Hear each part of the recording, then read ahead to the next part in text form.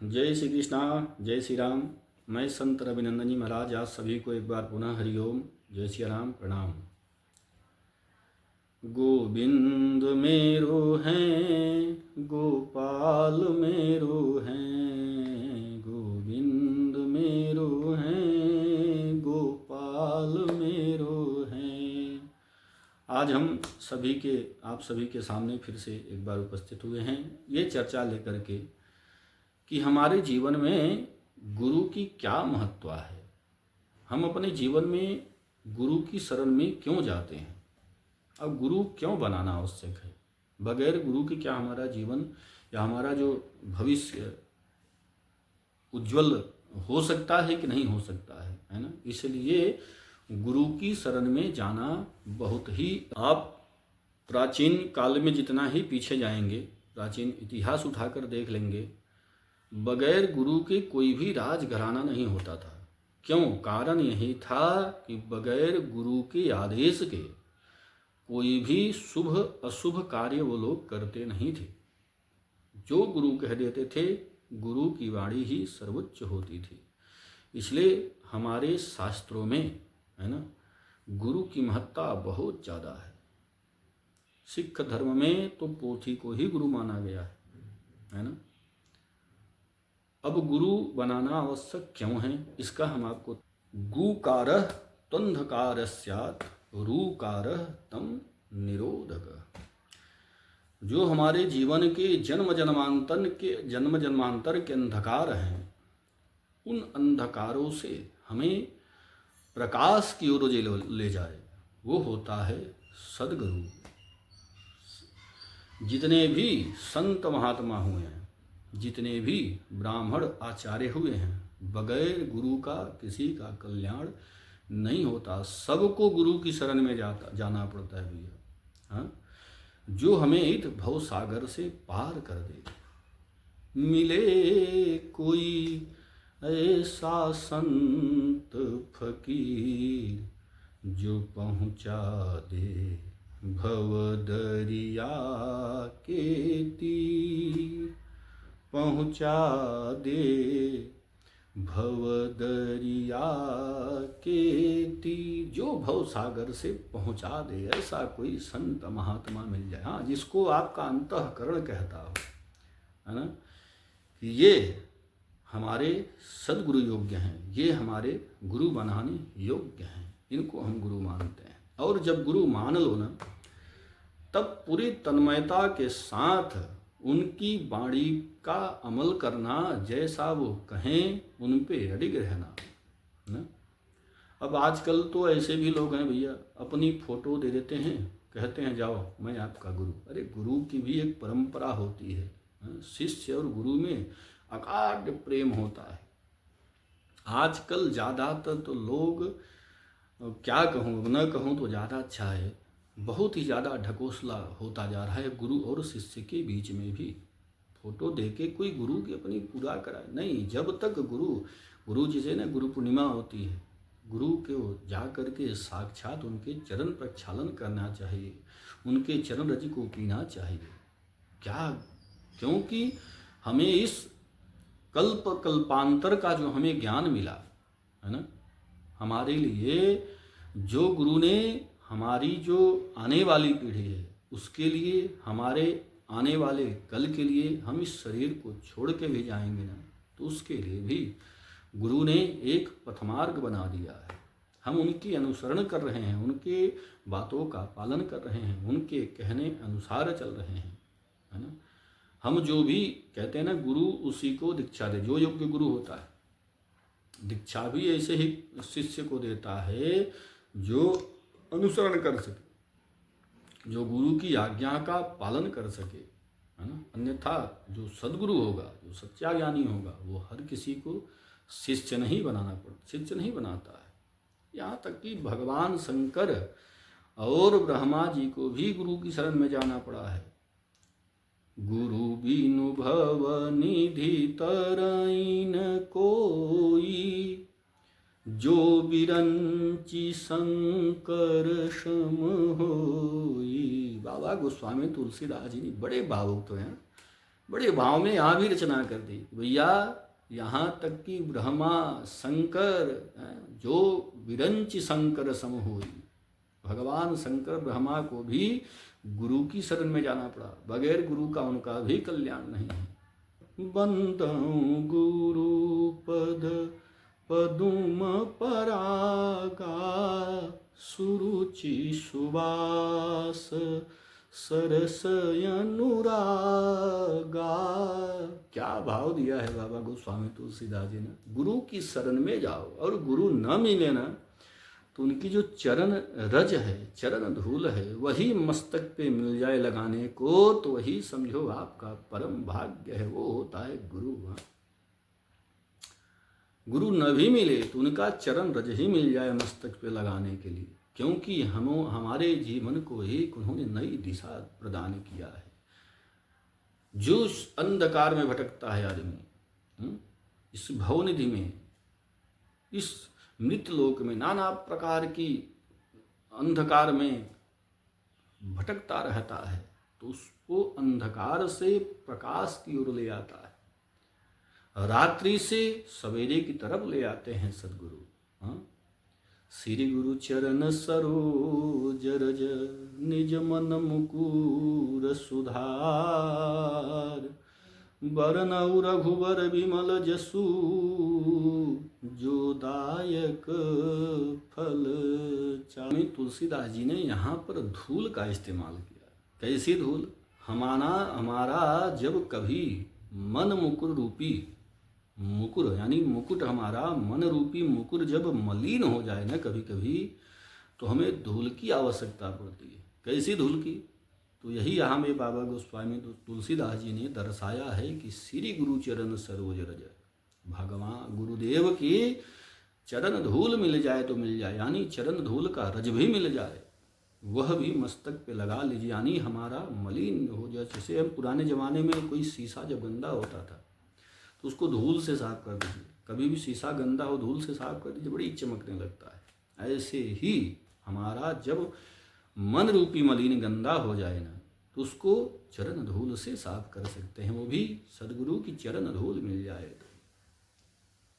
राजा दशरथ जब गुरु वशिष्ठ के चरणों में गए और गुरु वशिष्ठ ने कहा कि राजन ठीक हो, गुरु राजा दशरथ ने कहा कि गुरुदेव मोहि समय अनुभय न दूजे, मोहि समय अनुभय सब पायऊं रज पावन पूजे, मोहि समय अनुभव न दूजे, सब पायऊं रज पावनी पूजे। कहा कि गुरुदेव मुझे क्या नहीं मिला आपके आशीर्वाद में। यहाँ चार पुत्र मिले गुरुदेव, साक्षात जगदीश, हमारे चार पुत्र साक्षात जगदीश के समान चार पुत्र मिले, वो भी आपकी कृपा से। पुत्र बहु भी मिली है ना, तो साक्षात जगदम्बा स्वरूप मिली है, क्या नहीं मिला महाराज। आपकी कृपा से हमारे जीवन के सारे कष्ट दूर हो गए, सारे अरिष्ट दूर हो गए। तो ये होते हैं भैया सदगुरु, बड़ी महान शक्ति होती है गुरु। मिल जाए तो कहा ना हमने, मिले कोई ऐसा संत पति जिस पे आपकी अंतरात्मा कहे कि हाँ ये योग्य हैं, हमें सदगुरु बनाने योग्य हैं हमारे, उनको उसी क्षण अंतःकरण से अपना सदगुरु मान लेना और जा कर के जहाँ वो रहते हैं, जो तिथि निर्धारित कर दें उस तिथि पर जा कर के उनसे गुरु मंत्र जरूर लेना। मेरा बस बार बार निवेदन यही है कि जब गुरु बना लेना तो दुनिया कितना भी कटाक्ष करे, फिर पीछे मुड़कर मत देखना। जिसको आपने गुरु मान लिया वही आपका गुरु है। अंधविश्वासियों से बचने का प्रयास करिएगा, बस यही मेरा निवेदन है कि आजकल आडंबर ज़्यादा है ना, दिखावा ज़्यादा है। जो स्वच्छ हो, जो साफ हो, जिसके मन में कोई मैल न हो, ऐसा कोई संत, कोई ब्राह्मण मिल जाए तो उनको आप सदगुरु बनाओ। सदगुरु बनाने से हमारा जो आने वाला समय है ना, हमारा जो भविष्य है, हमारे बच्चों का जो भविष्य है, उसमें कहीं न कहीं गुरुदेव के द्वारा परमात्मा कृपा बनती है। प्रारंभिक शिक्षा जब हम प्रारंभ करते हैं बचपन में, है ना, या आप भी देखे होंगे अपने बच्चों को, जो छोटे बच्चे होंगे, प्रारंभिक शिक्षा जो होती है वो हमें हमारी जननी यानी जन्म देने वाली माँ से मिलती है। उससे बड़ा तो इस संसार में कोई गुरु है ही नहीं है, जनेता से बढ़ के कोई गुरु होता ही नहीं है। उसके बाद हम शिक्षण संस्थान में जाते हैं, जहाँ पे हमें संसार में कैसे जीना है, संसार की क्या विद्याएं हैं, किस प्रकार से हम किस विद्या का प्रयोग करें, सामाजिक शास्त्र समाज में जीने का, अर्थशास्त्र है, आर्थिक तंगी को कैसे दूर की जा सकती है, अर्थ को कैसे कमाया जा सकता, इकोनॉमिक कहते हैं उसको, है ना, इतिहास, भूगोल, भौगोलिक हमारी जो सांसारिक रचना है कैसे है, इतिहास है जो पुराने ज़माने के कैसे हमारे पौराणिक में युद्ध हुआ, क्या क्या हुआ, साइंस है, कई ऐसे, इंग्लिश है, मैथ है। तो ये सब हमारे जो जीवन की जीविका चलाने के ज्ञान हैं, वो ज्ञान हम शिक्षण संस्थान से पाते हैं। उसके बाद जब आप यूनिवर्सिटी इत्यादि की दीक्षा ले करके अपनी सर्विस इत्यादि पे जाते हो, तब आपको आवश्यकता होती है एक सद्गुरु की, जो हमारे मानसिक विकार, तमाम प्रकार के तनाव, तमाम प्रकार की उलझने इत्यादि जो बनी रहती है, इसका सटीक अगर कोई रास्ता देता है तो वो होता है सद्गुरु, जिससे हम अपनी अंतःकरण की वेदना बता सकें। धर्मपत्नी से भी कई बार हम नहीं बता पाते, क्या सोचेंगे, क्या कहेंगे, क्या नहीं। माँ, सब विवाह होने के बाद तो ऐसे ही माँ से दूरी बन जाती है, और माँ से भी हम वो वेदना नहीं बता सकते कि माँ को भी पीड़ा होगी। तो ऐसे में एक आवश्यकता पड़ती है सद्गुरु की।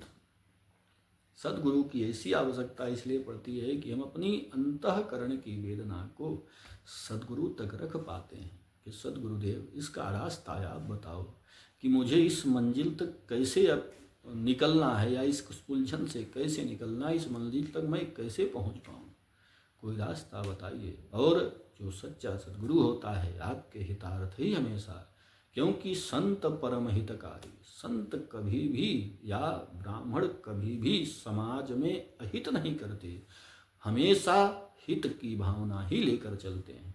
हम बदले में क्या दे देते हैं? ब्राह्मण से अनुष्ठान हम कराते हैं, दक्षिणा ही तो देते हैं। भाई, पारिश्रमिक आप नहीं दोगे तो उनके भी तो बच्चे हैं, बीवी हैं, उनके भी तो घर के खर्चे हैं। सदगुरुदेव के भी आप अगर गुरु दीक्षा आपने लिया या आश्रम में गए, 2 दिन 4 दिन तक आपने आश्रम की सेवा ली, बदले में आपने 2000, 5000, 11, 21 दे भी दिया, तो आपने क्या ज़्यादा दे दिया? क्योंकि उनका भी वो आश्रम है जो, तो आपके ही, हमारे आपके द्वारा ही तो दिए जाने से दक्षिणा इत्यादि जो हम देते हैं, तो उनका वो पूरा संचालन चलता है, आश्रम की व्यवस्था चलती है। आश्रम में भी कई कर्मचारी होते हैं, उनका भी वो तनख्वाह देना पड़ता है। सेवा कार्य होते हैं, उनका भी पारिश्रमिक देना होता है। मैनेजर इत्यादि होते हैं, उनका भी वो देना पड़ता है। या रूम कमरे की जो साफ सफाई है ना, रख रखाव है, तो ये सब कैसे पूर्ति करेंगे? वो भी तो हम ही आप करेंगे पूरा, तभी हो पाएगा ना।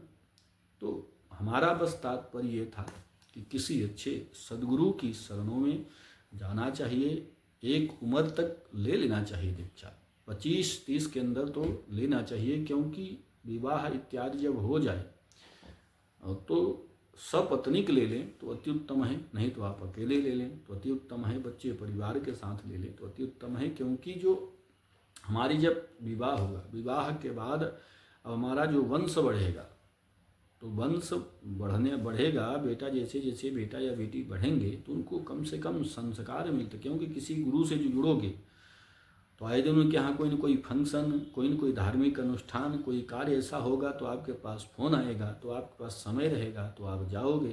तो आपके साथ साथ जो आपके साथ जुड़े रहेंगे, धर्मपत्नी हों, बच्चे हों, या आपके परिवार में माँ बाप हों, और कोई आस पास पड़ोस के लोग हों, तो आप वहाँ तक जाओगे तो उनको वो ज्ञान चक्षुष खुलेगी, है ना, उनको ज्ञान आएगा।